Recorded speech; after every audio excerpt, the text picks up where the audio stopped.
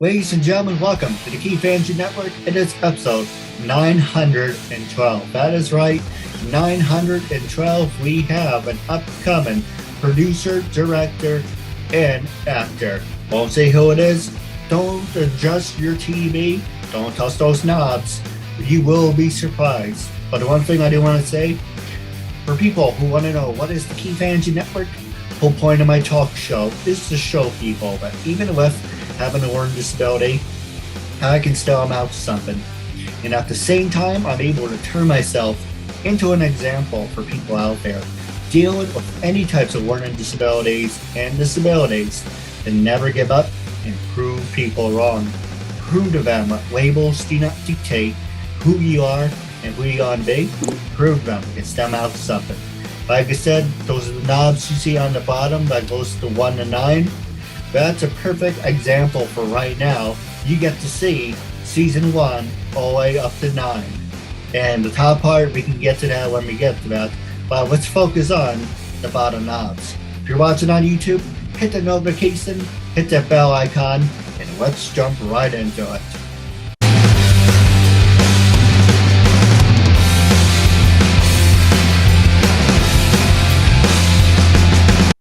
Hi y'all, I'm Megan Hitchcock Smith, and I was just interviewed on the Keith Andrew show, and I just want to tell you how much fun it was. He is such an amazing, sweet, humble man, and his show rocks. So you have to get in touch with him. You've got to be on his show. He is a fantastic person. You're just going to absolutely love him. So make sure you like and subscribe to his channel. Make sure you follow him, and make sure you contact him so you can have your interview.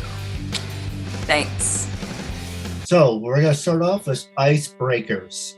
Was everyone's favorite. Icebreakers about breaking an ice. You never been on the show before? That's why we call it Icebreakers. So the first question I want to ask you is, tell our audience a little bit about your background and how you came to do what you do now.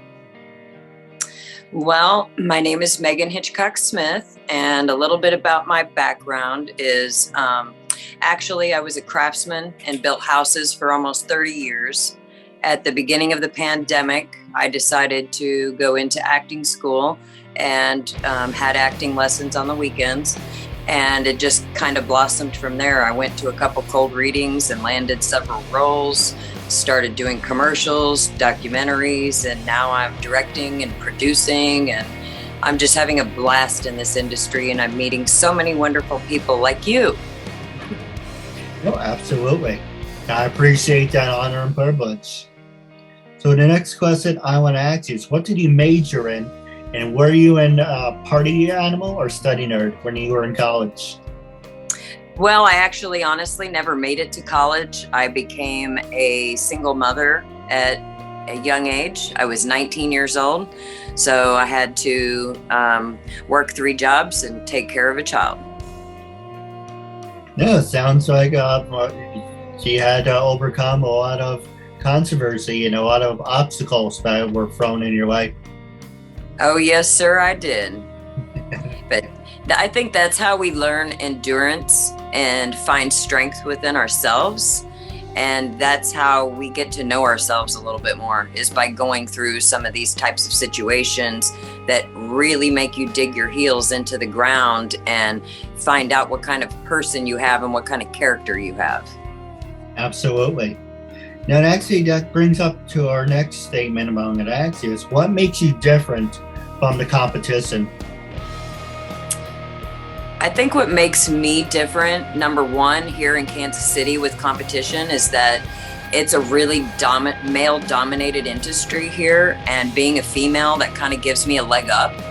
I really do work side by side alongside a lot of male directors and producers and screenwriters, and I've learned that I am valuable to them on sets, and that I do have what it takes to compete.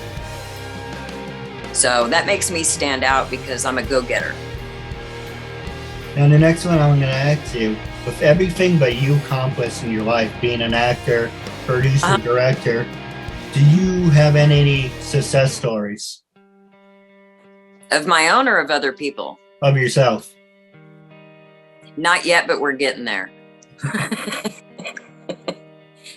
Interview me this time next year and it'll be a whole different answer. I promise. I look forward to that. So the last easy questions, usually I say them at the end, but what the hell, we're going to throw them in there. So what is coming up on the horizon for you, and where are you heading to next? Right now, where I'm headed to on the horizon is I've got multiple feature films that I've been asked to co-direct and produce. I've also been asked to be a casting director for several different productions here in town. So I think that's really going to help me make a little more headway for my future and maybe help me become a little more prosperous. Because if that happens, I'm able to help a lot more people. I try to support everyone around me in the industry and everyone I work with, because I want to see us all get to that successful place in our life, not just myself, because I'm not in it just for me. I try to help all of us get there to the same place. And does that make sense? Am I just rambling? No, that makes sense. So that goes into our first segue, what I want to talk to you about. Have you, besides me, obviously, have you worked with people with learning disabilities? And how can someone with disabilities follow in your footsteps? Well, I am actually working side by side, and I have been for about 2 years now, working on a script and casting for an upcoming TV pilot. And the person I have been collaborating with is also now my best friend. His name is Tim Bartow. He is a fantastic writer and director and filmmaker, and he is a quadriplegic in a wheelchair with severe cerebral palsy. So if he can do these things, there's no excuses why those of us that are 100% able can't do those things as well. Because he really does show me that I can overcome any obstacles and hurdles put in front of me, and he's very inspiring. Because people with disabilities, yes, they have disabilities, but that doesn't mean that they can't do the same job as you. They just have to do it a little bit differently, or they need a little bit extra help. I think the reason why I've been so closely working with him is because I've learned how to communicate with him, and I've also learned how to have patience. I think patience is the key to working with people with severe disabilities, and I think that they're discarded easily. You know what I'm saying? In this industry, people are discarded easily, and I don't discard people with disabilities because I know they're capable of great things. So I've worked with lots of disabled people, and I've also taken care of disabled people throughout my life. So I don't have a problem with it, and I think that people with disabilities are very inspiring. So for you to ask me if they can follow in my footsteps, the question here is, can I follow in their footsteps? No, you're absolutely right. You know, for me, you know, I always wanted to be like in the professional wrestling world. I always wanted to have the same, you know, success as like a John Cena or a Triple H. I want to be a household name. And I think that's everyone's passion about, you know, showing you with disabilities. Hey, if you can have, well, here's the thing about the entertainment world. You can have thousands of people following you, and you can be on TV, you can be in movies, and you can be a complete utter ass. But at the end of the day, and as I was saying, you know, off the air and to my sister, actually, you are your own worst enemy. You know, look at so many people that don't deserve it.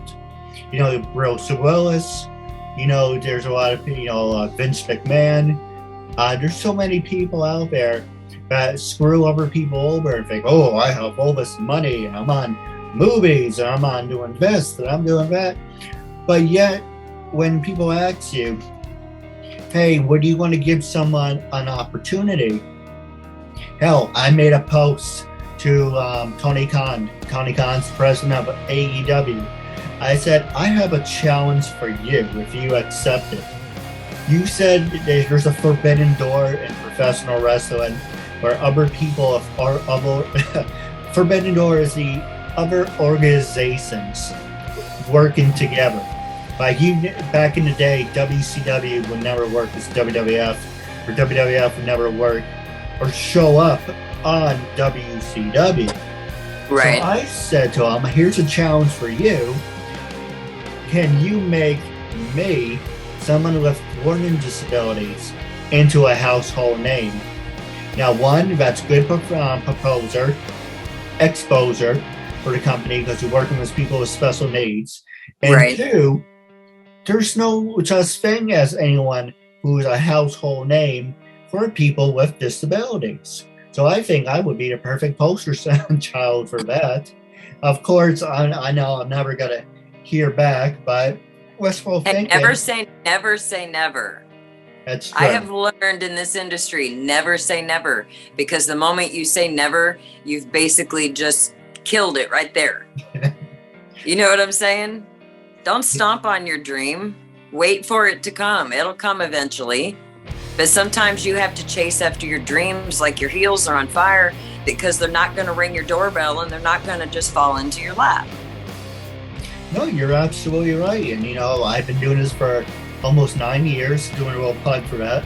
Just June at 8 p.m. Eastern, 7 o'clock for you. It's going to be my 9-year anniversary. You're more than welcome. I would be honored to have you be part of that. That would be so. Oh, go ahead. I said that would be very cool. I would be honored to be a part of it. I appreciate that. For me, okay, I'm blind as a bat, and I can't. I am too. That's why I'm wearing these bifocals. And I saw being a wrestler, it's not realistic, and I don't like being punched in the face.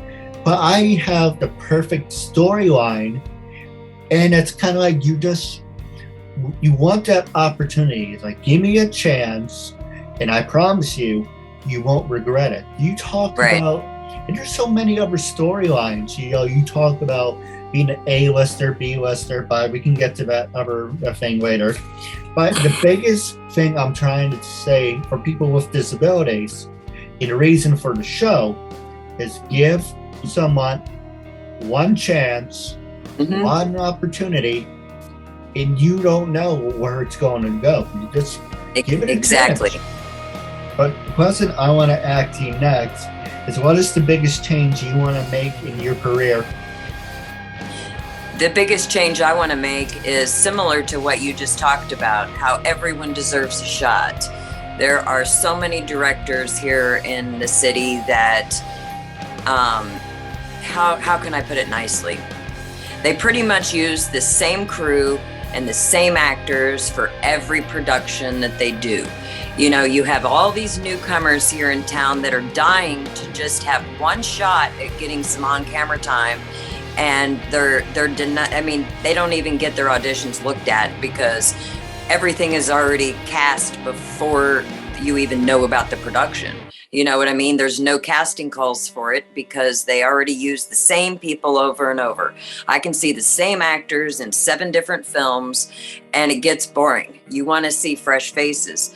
Not only that, but every person deserves a shot, like you said. And I want to be that director and that casting director and that producer and that writer that specifically targets for those people to give them that opportunity. And it's not just for actors. I also work with musicians, and I help local hip hop and rap artists here in Kansas City. So I work in different genres of the industry. Next one I want to ask you, it's actually, there's 2 of them, but are you more passionate about being an actor, director, or producer? I'm actually passionate about all of it. Everything that has to do with it, even down to just being a gaffer or being the person to come in and steam all the wrinkles out of the backdrop props or the fabrics or the clothing or the wardrobe. I've even gone on sets and just been a fill-in backup makeup artist or running the slate board and being the slate person. I love every single aspect, so I take any job I can get. And going back to what you're saying about the same exact people, Adam Sandler, occasionally, he doesn't really do it all the time, but Adam Right. Sandler actually, picks the same small crew of people. I noticed that in a lot of the films. You'll see the same characters or, the same people playing different characters in all the different productions. But I think it's okay to do that the way he does it, because the fact is, he's not giving each one of them a leading role in every movie. They're all playing different parts, different characters, whether they're significant, insignificant, or in between. You know what I'm saying? So I do see new faces in a lot of different productions, but that's Hollywood productions. That's not Kansas City productions or Atlanta productions or, No, you're right. That's not how it works here. There's one thing I do want to say, I do like Adam Sandler. He does make stupid movies, but some of them are But they're really so good. funny. Some of them are so dumb, they're so funny, they make you laugh so hard, and that's the whole purpose of them. It's not to make this, killer synopsis of a script. It's to write comedy and to get people to act out that comedy. Right. So you got to look at some of those movies as just comedy acting skits. No, you're right, and that's not in a bad way. It's stupid funny, but there's some movies you're just kind of like, why am I watching it? Like Spanglish, I didn't care for that movie. Or Little Nicky was stupid funny, but it's kind of like it was hilarious. It was dumb, but it was hilarious. I like Waterboy, and it's like, well, Waterboy is making fun of people's disabilities. I don't see it like that. I just see it's being really funny. And I didn't see it. I didn't honestly interpret the movie that way. I interpreted it as kind of like the Blind Side, how you see someone with a disability and you automatically dismiss them, and how it shows how their peers and people treat them and how wrong it is. But I think he was playing a comical part, but I think he was also playing a serious role where you're seeing how someone with a disability is mistreated, especially how they act on a football team too, when it comes to sports. It's true, and I met a lot of people. I actually think something's wrong with her. My goddess. Oh, yeah. Joke about Adam Sandler. But the reason I bring it up is, what are some of the best advice you got for acting? But that isn't just for acting. What are some of the best? The first part is, what is some of the best acting advice you got? But I also want to ask you that for being a director, being a producer. What are some of the best advice you got? Basically, when it comes to people that want to do anything in the industry, no matter what it is, they just need to always remain positive, stay focused, have faith, and see that light at the end of the tunnel and just run like a bat out of hell to go down, to go chase it. Like I said, opportunities don't fall in your lap. You have to go create those opportunities for yourself. You know what I mean? I'd probably still be out on job sites hanging cabinets and installing ceramic tile and putting in floors if I didn't just say screw it at 45 or 47 years old to finally get up and say, I'm going to do what I want to do finally. And I'm going to go for it. I'm going to try it. And if it doesn't work and I flop and fail on my face, at least I can say I gave it a shot. But I'm not a quitter, so I can be kicked down, knocked down, thrown out, thrown in a dumpster. I'm still going to climb out. I'm going to come back 10 times stronger, and I'm going to try to accomplish what I want because I know what I want. You know what I'm saying? Well, let me ask you these two. While we're on this trend, what's your claim to fame, and what are you most likely to become famous for? Honestly, I don't think I'll ever be famous. That would be nice if I could be famous someday, but doing this line of work I'm not in it for the fame. I'm in it because I love it. It's amazing and fun to do, and you meet the most amazing people, and I love it so much. So I don't see myself as an actor that's going to be on a Hollywood big screen someday. I would hope to, and I will work towards that goal. But those goals sometimes can be out of your reach. I still keep them there out of my reach, but to answer your question, I don't know if I will ever get there. I just turned 50 years old 2 weeks ago, and I'm still a beginner in this industry, so to speak. I don't have a decade or 2 decades under my belt. Well, how do you feel about this one? Going back to people's disabilities, how comfortable are you about teaching? About what? How comfortable are you? Actually, I should have phrased it a little better. It doesn't make any sense. It says, how comfortable are you about teaching? Someone with disabilities. For me, an example, if I want to follow in your footsteps, how comfortable are you about teaching? I'm so comfortable, I would tape our arms together and you'd be doing every step and everything I do, because if you're not there to do it yourself, I can tell you all day long, but you have to physically do it in order to understand it. So I'm very comfortable with it, 110%, no doubts whatsoever. Oh, that's how I was supposed to say it. This is how comfortable are you teaching people? But you answered the question. But so the next one I want to ask you is, well, why not? Let's ask this one. Who do you admire and why? Who do I admire and why? There's a lot of people I admire. You mean people in the industry or just in my life period? Overall. Well, I have to give credit to God, okay? That's one of them right there. I really don't know. That's a damn good question. All right, let's go to this one, Ben.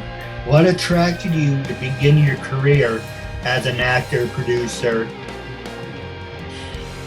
Well, I always wanted to do it, but I always had to have so many jobs and work really, really hard just to make ends meet. And being a parent, you just have to make sacrifices. So by the time my kids got grown enough to where they were out on their own and starting to have children themselves, and also I've been diagnosed and I have multiple sclerosis. I've had primary progressive multiple sclerosis for almost 19 years now. And that's what hit me the hardest, that made me change my decision, was because working construction and working like a man all of those years, it really took a significant toll on my body. And I was at the point where 2, 3, 4 hours of working on a construction site, I was getting really massive flare-ups, and it would cause me to be in bed sick for 4 days to a week at a time. And I realized I can't keep working like a man and working 10, 12-hour shifts building houses. I have got to find something else to do with my life. And I asked myself, Megan, what is your passion? What is something you would like to do with your life moving forward now that I don't have responsibilities of children? And I always, I was addicted to watching Little House on the Prairie as a child. So seeing the acting and Michael Landon, how he directed, and the way that all took place, it inspired me from like the age of 5 to always want to do something like that. And when I realized I needed to retire from construction, that's when I decided I'm going to try to give acting a shot. I'm going to go into acting school. I'm going to get a coach. I'm going to do this and do that. And I just set out to do it, and I didn't give up. And that's why I'm where I'm at today, because I didn't give up and I kept my faith. And this is a perfect time to ask you these 2 questions.